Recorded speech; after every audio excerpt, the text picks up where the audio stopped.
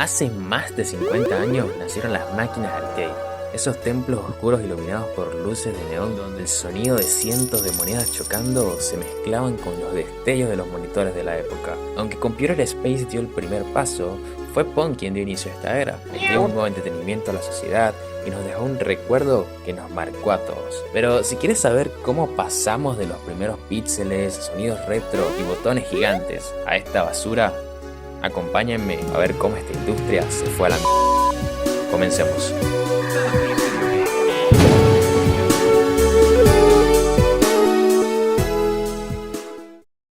Galaxy Game fue el primer lanzamiento en 1971 y dio inicio a la creación de videojuegos. Estos tenían una lógica TTL, es decir, que todos estaban hechos por cables eléctricos. Por ejemplo, la posición de la pelota, el rebote contra las raquetas o la señal de video que iba al televisor CRT, todo eso era simplemente electricidad fluyendo a través de compuertas lógicas que se abrían y cerraban según el voltaje. Si cambiabas un cable, alterabas las reglas físicas del juego, por lo que ocurrían cosas que hoy en día le conocemos como los bugs. En el 75 se incorporaron los microprocesadores que hacía que la lógica del juego se hiciera por software sin la necesidad de rehacer el circuito, por lo que gracias a esto la enorme fama comenzó entre finales de los 70 e inicio de los 80, ocasionando un incremento de ingresos gracias a los últimos lanzamientos como lo fue Pac-Man, Mario o Breakout. Este periodo de la historia se le bautizó como la era dorada de los videojuegos arcade. Aunque tenían ciertas limitaciones que hoy en día son imposibles que ocurran, como por ejemplo cuando en Pac-Man llegabas al nivel 256, al ser este un juego 8 bits, solo podías contar 8 veces su código porque al llegar al límite este colapsaba y se glitchaba de una forma muy extraña. Un dato curioso es que en 2015 Bandai Namco sacó una entrega para teléfono titulada Pac-Man 256, haciendo esta referencia al error y el juego basándose en ese nivel. Pensando un poco, nos damos cuenta que el mayor objetivo de estas máquinas claramente era facturar, pero lo hacían de una forma que, si lo pensamos bien, era un poco desagradable.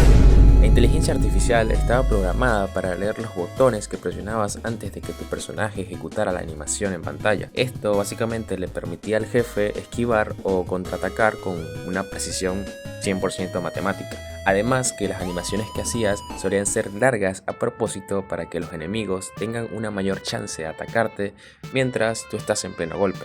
Por lo que era un poco injusto, ya que cada 2 o 3 minutos ya debías insertar otra moneda. Incluso es un poco gracioso porque si jugabas lo más tryhard posible, el microprocesador te subía a tu rango y los enemigos solían ser más rápidos o te hacían más daño. Pero si eras un manco que apenas sabía jugar, este se encargaba de hacer que los enemigos fueran más lentos y débiles. Esto me recuerda un poco al matchmaking de hoy en día de los juegos online, aunque no todos son así. Pero bueno, para que el jugador no se frustrara y abandonara la máquina, el juego debía convencerlo de que había perdido por su propia culpa y que en el siguiente intento seguramente ganaría.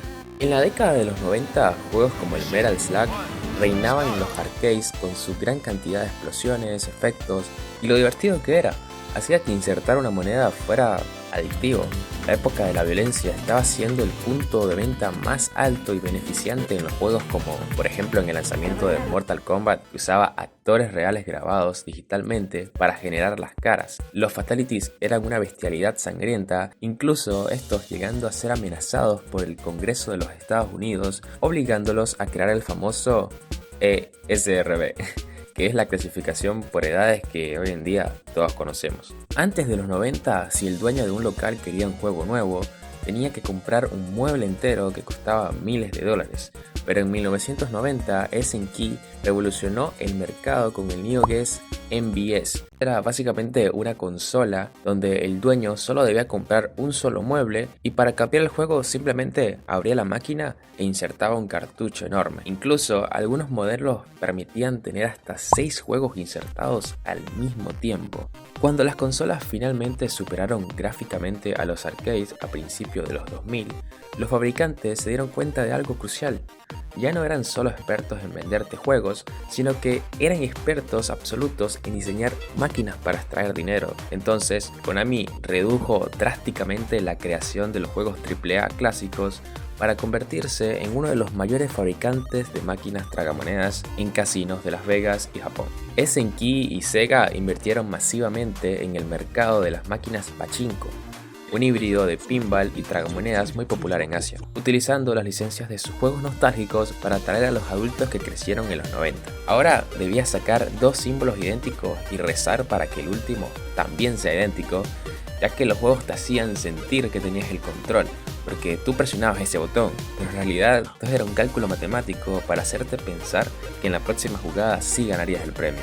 Este video trata de estas máquinas, pero si nos vamos a los juegos actuales, la mayoría de ellos aplican estos mecanismos con los famosos gachas o las mystery bots del counter. Es como si esa dopamina que te generara se volviera repetitiva cada que compras una de esas estafas que caes solo porque de 100 cajas te tocó un cuchillo que si lo vendes recuperas el 10% de tu gran inversión. Porque sí, amigo, muchos lo llaman así como si estuvieras ahorrando para la hipoteca de la casa. Por lo que estaría bien si concientizamos un poco más estos actos, porque se nota como muchas personas lo ignoran, como si no fuese algo importante a considerar con una ayuda profesional. Hasta que ahora casi todas las máquinas actuales que se utilizan hoy en día están en casinos, llenas de luces, colores y sonidos como si estuvieras ganando miles de dólares y no hubieses perdido nada.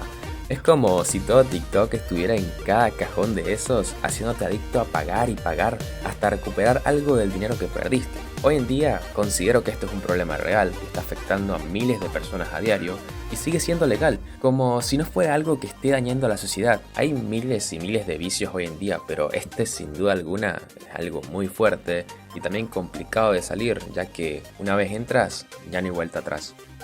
Quiero darle un especial agradecimiento a todos los comentarios que me han estado dejando en mis últimos videos, ya que gracias a ustedes me he motivado a guionizar, grabar y editar estos últimos 3 videos que he hecho. Tengo uno donde hablo de un tema similar que ocurre con los cybers, aunque este no termina tan mal como ocurrió aquí. Se los dejo aquí en pantalla para que le den una vista y sin más nada que decir, los quiero mucho y chao.